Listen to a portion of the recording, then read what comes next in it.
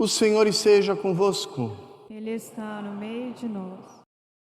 Proclamação do Evangelho de Jesus Cristo segundo João. Glória a vós, Senhor.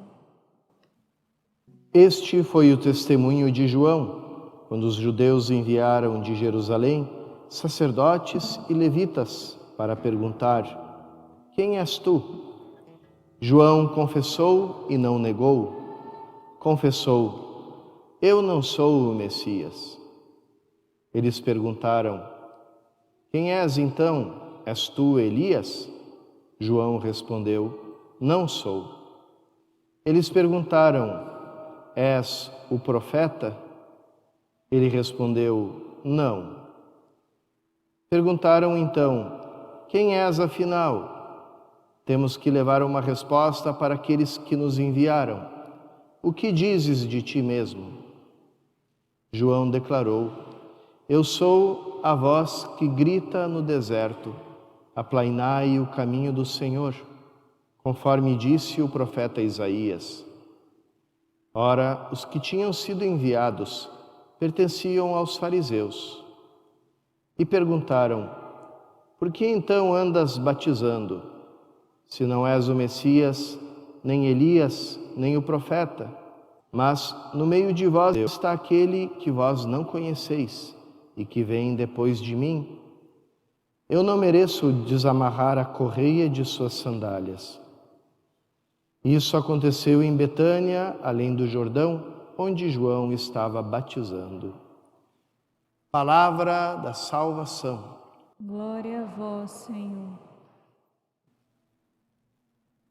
Queridos irmãos, pouco conhecidas da devoção popular, eu acho que ninguém reza para São Basílio ou para São Gregório Nazianzeno. Se vocês quiserem ser atendidos rápido, podem rezar para eles que a fila é pequena, né? E então, porque estão muito distantes no tempo, mas que surgiu já depois da época das perseguições, porque a época das perseguições aos cristãos terminou no ano de 313, e tanto um quanto o outro nasceram no ano 330, então são dessa primeira geração que não conheceu aquela época heróica dos mártires da igreja clandestina. Depois daquela dos mártires, existia no coração dos cristãos aquele mesmo desejo de radicalidade, de dar um testemunho radical da fé. E eles, como todo esse movimento que aconteceu logo depois da época do martírio, encontravam uma resposta em procurar se retirar, viver uma vida afastada do mundo e totalmente dedicada à oração, e principalmente aqui no caso desses dois, que eram grandes amigos também, como costuma acontecer na história dos santos, né? Não existe santo isolado. Os santos sempre fazem, e uns dão força a um grupinho, de uma turminha que se ajuda. Então, e uns dão força para outros, ou uns dão bons exemplos para outros. Então, esses dois amigos tinham esse desejo do retiro, de se dedicar às coisas de Deus, e principalmente o desejo de aprofundar o estudo da palavra de Deus, da doutrina. Então, queriam esse espaço de silêncio para se dedicarem à oração e ao estudo, como aconteceu depois com Santo Agostinho, com tantos outros, né? São Gregório Magno.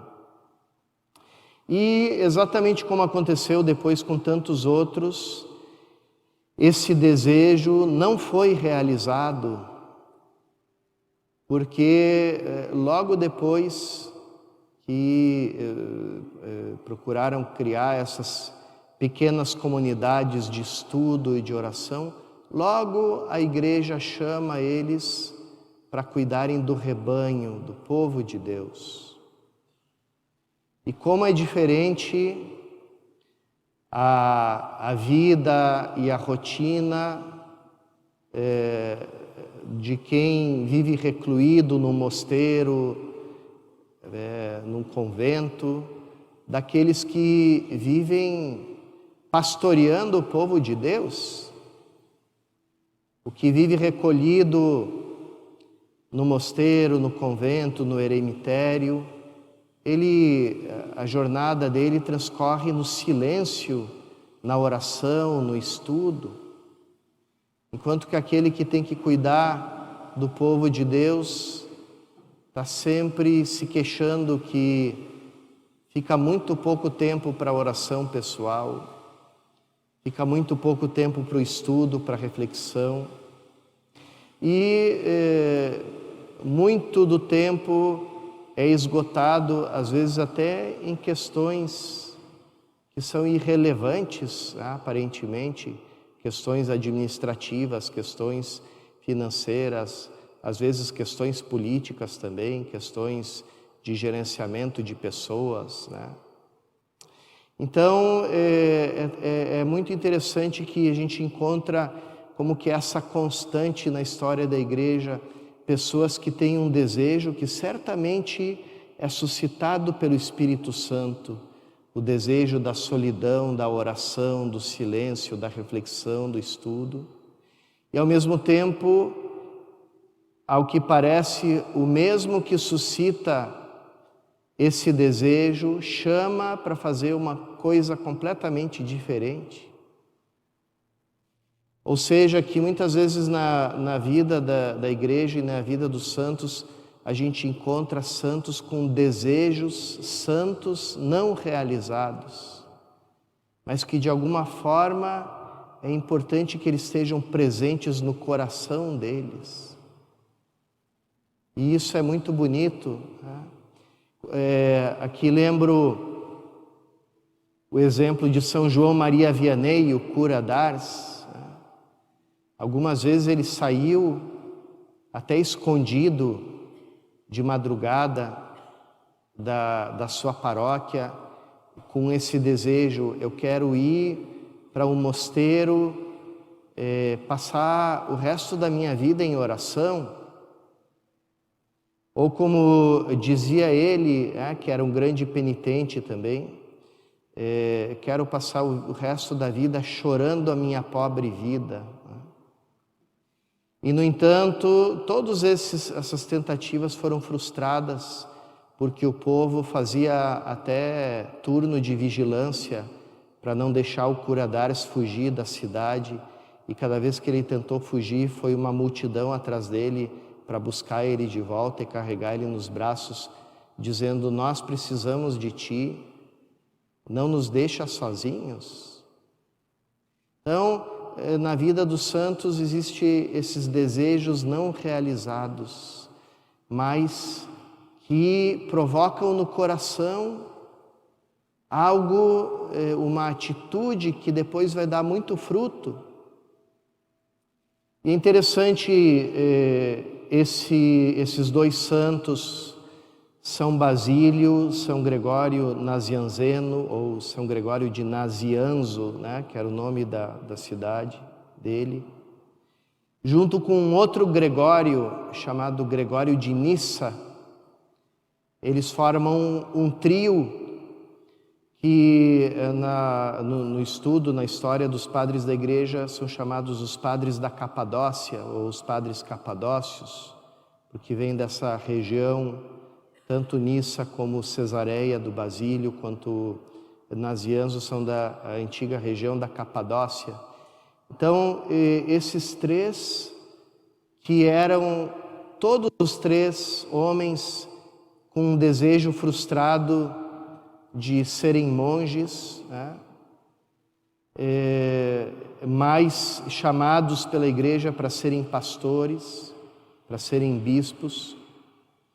Todos os três foram aqueles que desenvolveram a doutrina mais profunda, mais sólida, mais bonita a respeito da Santíssima Trindade. E aqueles que comentam a vida deles dizem justamente isso. Quem não teve contato ou teve pouco contato com a comunidade cristã não escreveu muito bem a respeito da Santíssima Trindade. E ao contrário, aqueles que melhor escreveram, que mais profundamente, que com mais acerto escreveram sobre a Santíssima Trindade, foram aqueles que tiveram o contato com a comunidade, com o povo de Deus, porque ali eles encontraram o reflexo, o fruto, os efeitos do amor trinitário. Encontraram eles justamente dentro da comunidade cristã.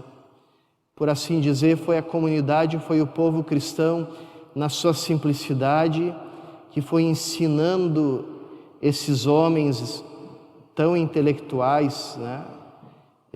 Foram ensinando para eles, ao coração deles, o que era, como era essa relação e como é, né, essa relação do Pai, do Filho e do Espírito Santo.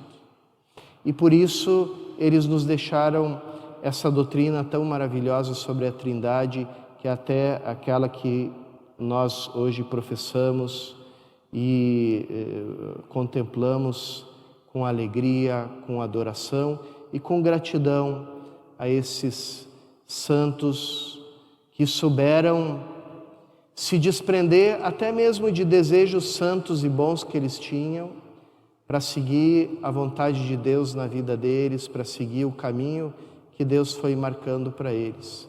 Por isso hoje sim, né, já que nenhum de nós costuma muito rezar para São Basílio e Gregório Nazianzeno, vamos pedir hoje nessa celebração eucarística, por intercessão desses santos, que eles nos ajudem a seguir com fidelidade o plano de Deus e fazer com que as nossas comunidades sejam cada vez mais um reflexo do amor trinitário, desse amor do Filho ao Pai, do Pai ao Filho, que constitui a pessoa misteriosa e maravilhosa do Espírito Santo.